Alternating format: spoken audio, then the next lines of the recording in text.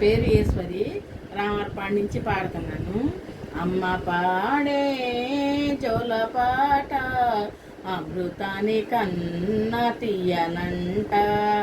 అమ్మ పాడే లాలిపాట తేనెలూరేరులై పారునంట. అమ్మ పాడే జోలపాట అమృతాని కన్నా తీయనంట. అమ్మ పాడే లాలిపాట తేనెలూరే ఏరులై పారునంట.